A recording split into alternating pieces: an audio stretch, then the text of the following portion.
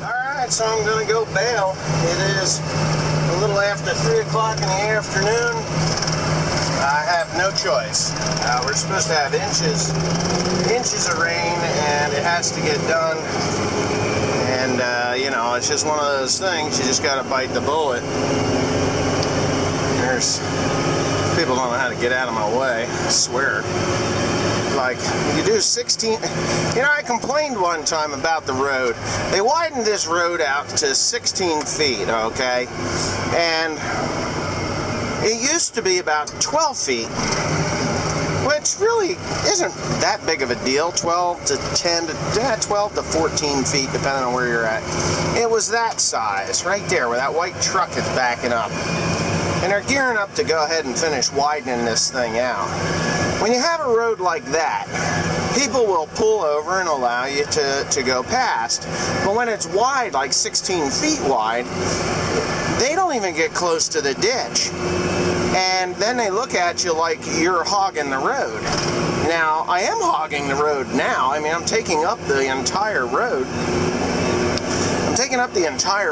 But, you know, they would find a driveway. They would pull off right here. They'd pull off right here, right there, or here. And then, you know, it just seemed just like it was a lot easier to deal with. But, anyway, I don't know. Can't seem to please the masses. But anyways, back to the subject at hand. I'm about ready to go bale this hay. And I got to look both ways before I cross the street, because people will run into me. They don't know what brakes are. And yeah, so here we go. Anyways, what I was talking about, I think is what I was talking about. Yeah, today was supposed to be a full-on sunny day. Not a hot day, but a sunny day. And if you look up in the sky, all you see is gray and dreary. It's terrible. Terrible, terrible. So I see blue skies to my west, like the northwest.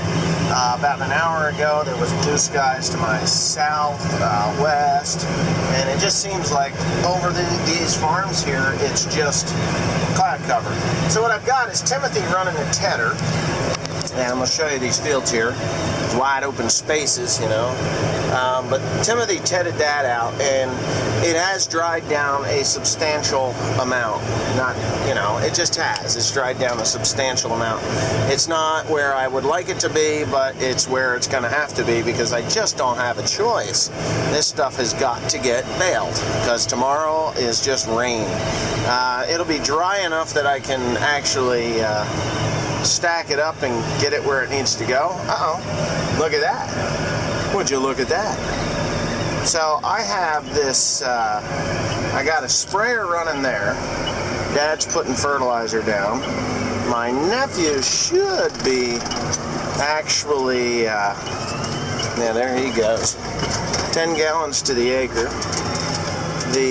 My nephew should be raking up here, Cody. You should have a lot of it raked. This is actually pretty thin because it didn't get fertilizer over the whole thing.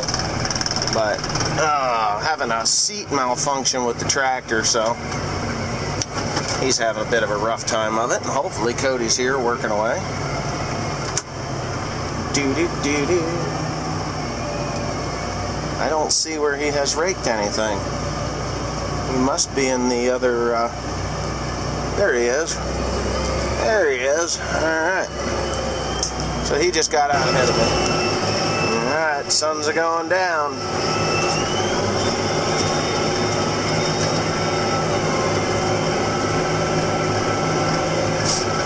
Alright, so this is the second cut hay. I'm kind of flying through it. It's cut yesterday. Tedded out yesterday. Tedded out again today after the dew dried off. I wish I had the rake going a little faster, but he can only go so fast. I mean, we're flying across this field. Kind of hoping it would show. 11.9 mile an hour. Bales are coming off of there a little bit on the damp side, but that's okay. Yeah, but we're moving right along. I will have I'll make over 200 bales today, a second cut. Yesterday I made 71, so I'm in that 270 bales a second cut. I will tell you a little bit about what it took to grow this second cut. I can say that I made money on it for sure. I put ammonium sulfate down on a bunch of acres. Everything you can see here.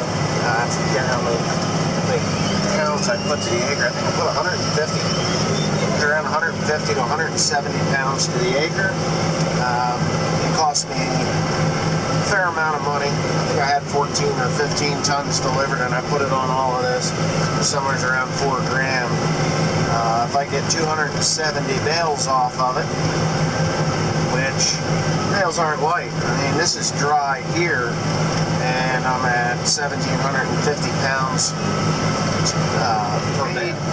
Off of this, the first go round, I made a little over 400 bales on the first cutting of this, on this place, and these fields. So yeah, so I get half again as much, actually more than half again as much on the second cut. I got fertilizer already on it. I bought liquid, and that'll go on everything that I've got here. 32%. I'm going to put down 32% and putting down 10 gallons to the acre, so that'll give me, 35 units of nitrogen or something like that, or 32 units of nitrogen. No, it's more than that. But anyways, whatever. I'm putting down the nitrogen and I'm going for third cut. I won't take this third cut off of here until October, and probably on the third cut I'll actually get more than this second cut because it'll be allowed to grow a lot longer. And I've got potash out on here also, so I'm feeding it pretty heavy. Yeah, so that's just the story right here.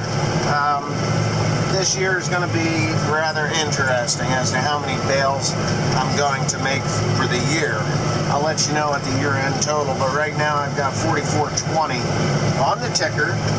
I'm expecting to make another 10,000 bales, somewhere around there. So, thanks for watching.